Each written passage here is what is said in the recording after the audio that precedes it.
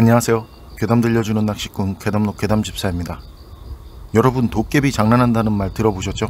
혹은 도깨비 장난이라고도 하고요. 이렇게 말하는 것들 대부분이 이해할 수 없는 상황들이죠.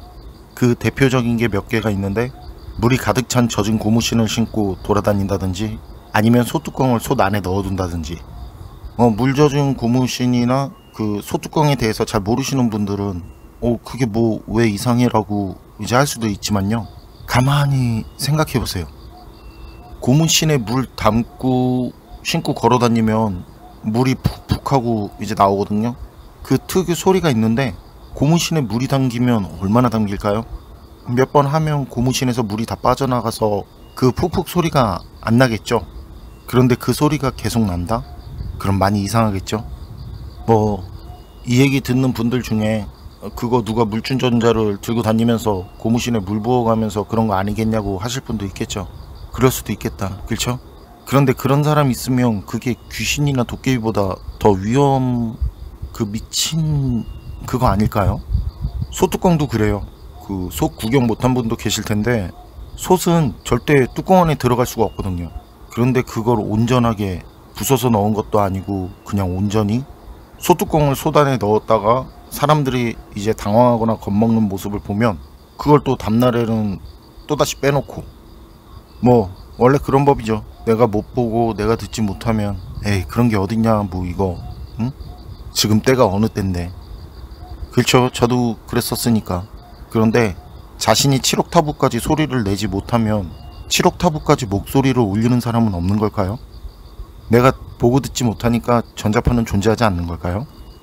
자기장이나 전자파, 방사능 등 지금은 당연한 것들에 대한 것들도 그 개념조차 없었던 과거와 현재가 다르듯이, 현재 지금이 과거가 되는 먼 훗날엔 영적인 존재에 대한 인식도 달라지지 않을까요?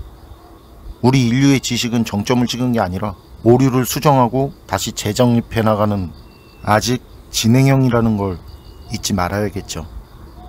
이번 이야기는 동그라미님께서 보내주신 사연입니다. 동그라미님, 사연 제보 감사합니다. 동그라미님께서 보내주신 사연들 진짜 재미있는데, 전편도 그렇고요. 제가 동그라미님 팬이거든요.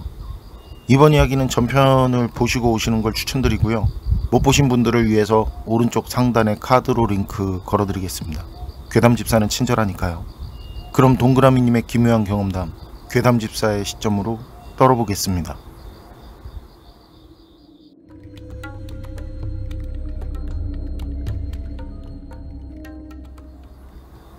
그 일을 경험한 건 전에 살던 무덤 위에 지은 그 집이 있는 그 집과 같은 마을이긴 한데, 거기서 100m쯤 떨어진 집이었네요.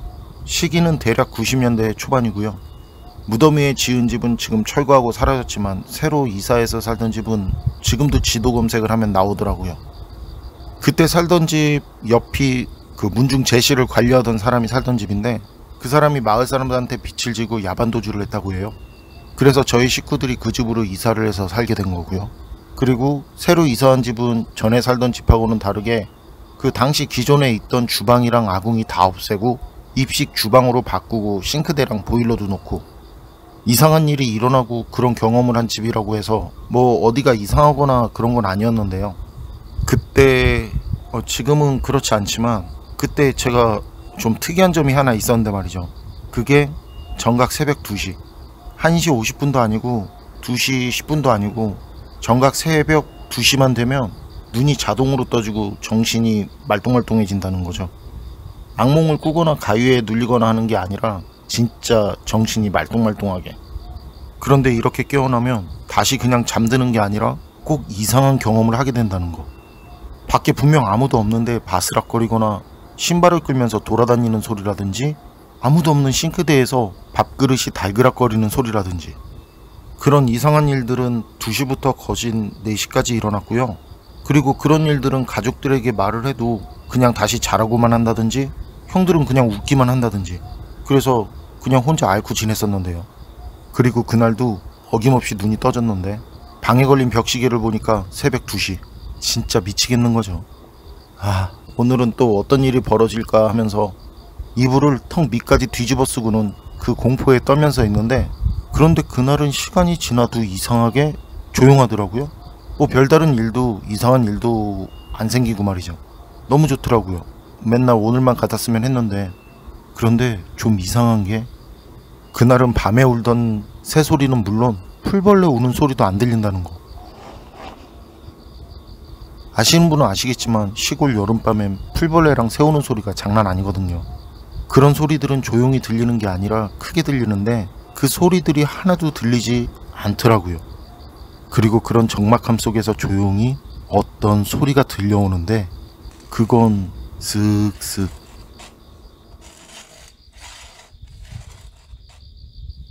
신발을 끌면서 걷는 듯한, 확실히 고무신을 신고 끌면서 걷는 소리였는데요. 그런데 비도 안 오는데 그 소리는 마치 물이 찬 고무신을 신었을 때 그럴 때 들리는 푹푹 물 빠지는 소리랑 물에 젖은 고무에 발이 미끄러지는 듯 찌그덕거리고 그 신발에서 물 빠지는 소리 때문에 질퍽거리면서 걷는 소리였어요. 그 찌그덕거리는 소리 뭐라고 할까요? 고무신을 신어본 분들은 아시겠지만 고무신 신고 씻은 뒤 젖은 발로 고무신 신으면 찌그덕거리고 소리가 나잖아요. 아니면 물놀이 가서나 비 왔을 때 그 고무 슬리퍼나 고무 샌들 신으면 쩍쩍거리는 소리, 대충 그런 느낌인데 들리는 소리는 그것보다 컸고요. 그리고 그 소리는 일반 사람이 걷는 그런 속도가 아닌 뭔가 한 템포 느리게 걷는, 천천히 걸음을 옮기는데 신발을 질질 끄는, 하여튼 진짜 기분 나쁘고 소름 돋더라고요. 그 소리는 또 처음엔 긴가민가 했었는데요. 좀 지나니까 알겠더라고요. 그건 산짐승이나 동물이 걷는 소리 같은 게 아니라 확실히 물에 찬 고무신을 신고 질질 끌면서 걷는 소리고, 저희 집 왼쪽 벽 옆길에서 저희 집 야외 수도가 쪽으로 천천히 걸어오고 있다는 걸요. 저는 처음엔 농사일하는 둘째 형이 고무신을 신고 다니는데 형이 친구들이랑 술 한잔하고 들어오나 보다 했었는데요. 그 질척거리는 고무신 소리도 제 생각처럼 그 수도가를 지나서 제가 누워있는 주방 앞을 지나가고 그 다음에 형이 쓰던 안방 앞까지 가는 것처럼 들렸고요.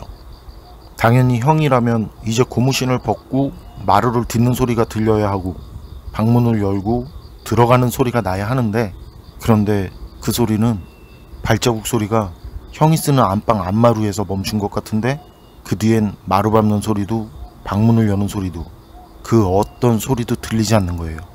마치 그냥 마루 앞 그 자리에 우두커니 서 있기라도 하는 듯 말이죠.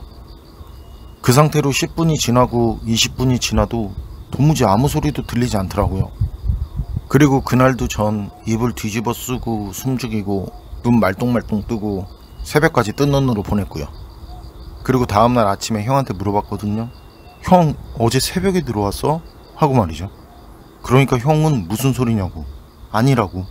형은 8시에 들어와서 그때부터 아침까지 쭉 잠들었다는 거예요. 그래서 아니라고. 분명 어제 형 고무신 소리 들었다고. 그래서 난 형이 술 마시고 늦게 들어온 줄 알았다고 얘기를 했는데 형은 뭔 생뚱맞은 소리 나면서 웃더라고요.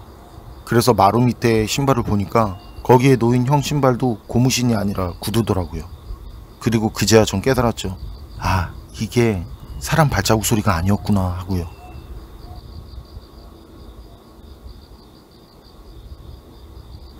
그땐 그렇게 넘어가고 시간이 지난 뒤 여름 휴가철에 도시로 나간 형제들도 모두 모였을 텐데요. 마당 한가운데 모여서 이런저런 얘기들을 하다가 우연히 그때 그 고무신 발자국 소리 얘기를 했는데요. 내가 있잖아, 이상한 소리를 들었는데 그거 뭐냐, 고무신에 물이 잔뜩 들어가서는 질질 끄는 것 같은 막 푹푹거리고 질척거리는 그런 소리, 그렇게 얘기를 하고 있는데 갑자기 그때 작은 방 문이 열리는 소리가 나더니 작은 방에 계시던 형수님이 금방이라도 울 것 같은 그런 놀란 얼굴로 모여있는 모두를 보면서 말하더라고요. 도련님, 저도 그 소리 들었어요. 그 물에 젖은 그 고무신 소리 저도 새벽에 들었어요. 난 누가 이 시간에 들어오나 했었는데, 그런 말을 하더라고요. 그 뒤에 이어지는 형수님 말을 들었는데요. 형수님 얘기는 제가 안방 앞쪽에서 발자국 소리가 멈췄다는 그 얘기랑 처음부터 끝까지 일치했었습니다.